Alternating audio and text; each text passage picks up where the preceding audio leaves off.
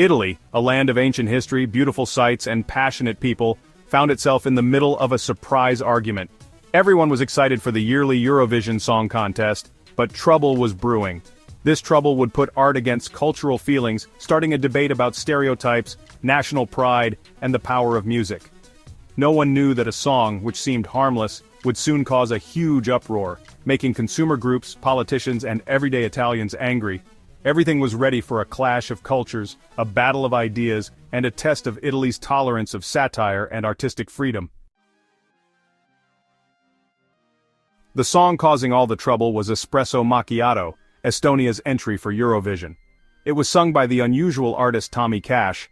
The song, a strange mix of electronic dance music and rap, had lyrics that made fun of Italian culture. It talked about pizza, pasta, and espresso. Some people thought the song was catchy and funny, but others thought it was disrespectful and made Italian identity seem simple. The lyrics, full of stereotypical phrases and exaggerated accents, bothered many Italians. They felt like their culture was being made fun of on a world stage.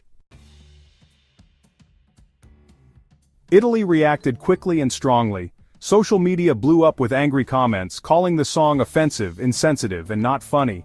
Hashtags like "Italy is not a joke" and "Respect Italian culture" became popular as Italians everywhere shared their anger. Newspapers wrote articles criticizing Cash for using harmful stereotypes and making people think badly about Italy. The song became a symbol of long-held frustrations about how Italian culture is shown in the media, making its rich history and traditions seem like just a few cliches. Kodakans, a well-known Italian consumer group, made things worse by filing a formal complaint against the song. The song in question, Espresso Macchiato, had already stirred controversy for its portrayal of Italian culture. Kodakans argued that the song not only misrepresented Italian traditions but also perpetuated harmful stereotypes. They claimed that such a portrayal could damage Italy's image on the global stage, especially during an event as widely viewed as Eurovision. Kodakans said Espresso Macchiato wasn't just offensive, it was also misleading because it showed a wrong and inaccurate image of Italian culture to the world. They pointed out that the song's lyrics and visuals did not accurately reflect the true essence of Italian life, which is rich in history, art, and culinary excellence. Instead, they felt it reduced their culture to a mere caricature, focusing on cliches that do not do justice to the depth and diversity of Italian heritage. They wanted the song taken out of the competition, saying it broke Eurovision's rules against discrimination and hate.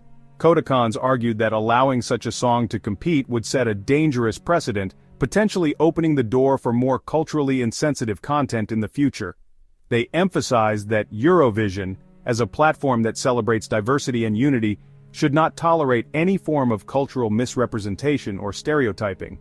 This started a debate about how much artistic freedom is okay, and if consumer groups should control cultural expression. On one side, supporters of Kodakans believed that consumer groups have a responsibility to protect cultural integrity and prevent the spread of harmful stereotypes.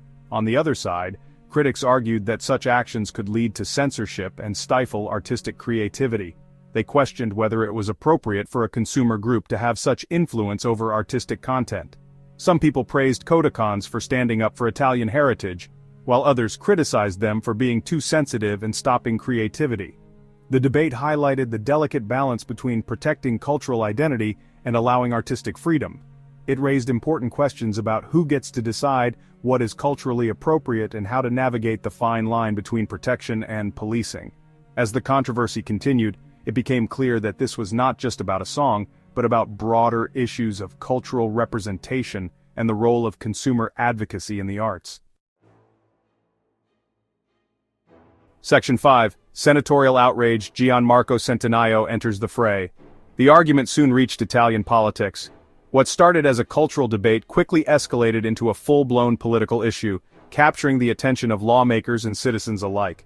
The song in question, which had already stirred emotions among the public, now found itself at the center of a heated political discourse. Senator Gian Centinaio, part of the right-wing League Party, joined those speaking out against the song.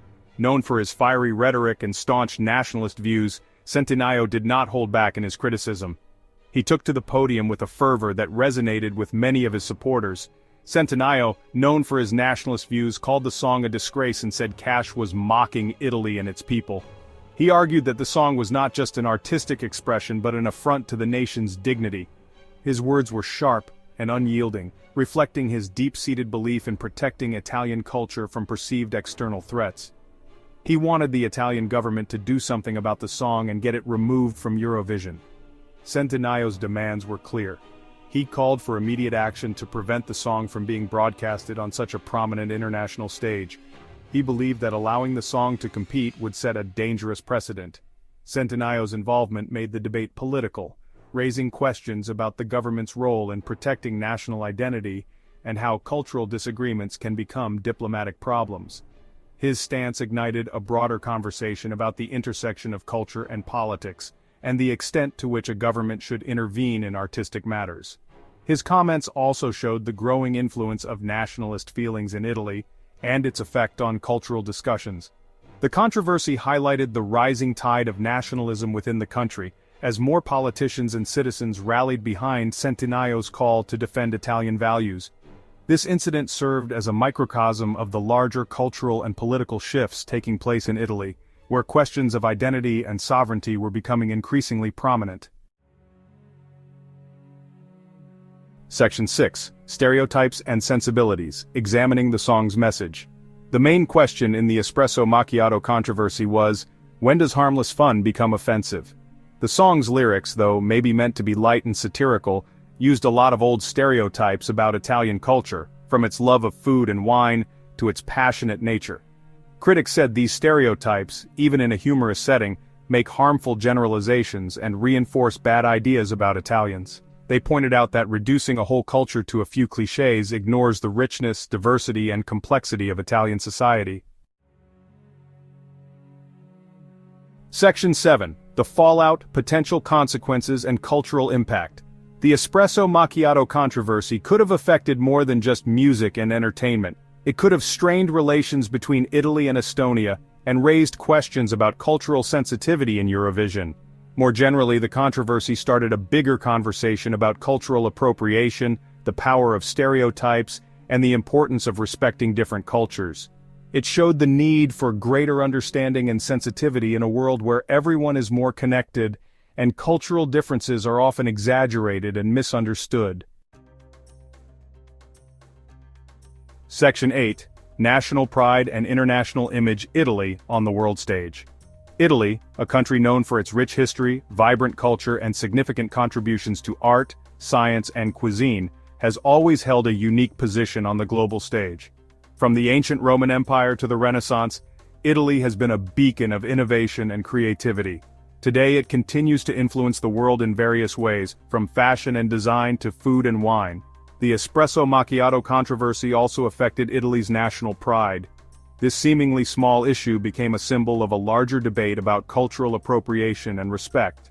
The controversy began when a popular international coffee chain introduced a new version of the traditional Italian espresso macchiato, altering its original recipe.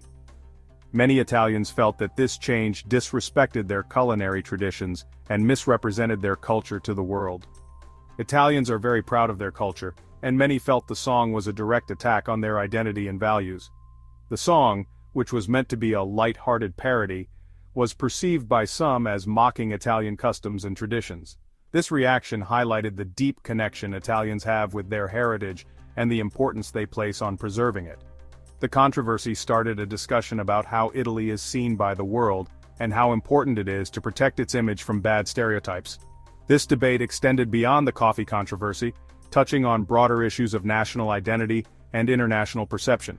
Italians began to question how their country is portrayed in foreign media and whether these portrayals are fair and accurate. Some argued that Italy needed to show a more accurate picture of its culture to other countries, emphasizing the diversity and richness of Italian life. They believed that by promoting a more nuanced and authentic image, Italy could counteract negative stereotypes and foster a better understanding of its culture.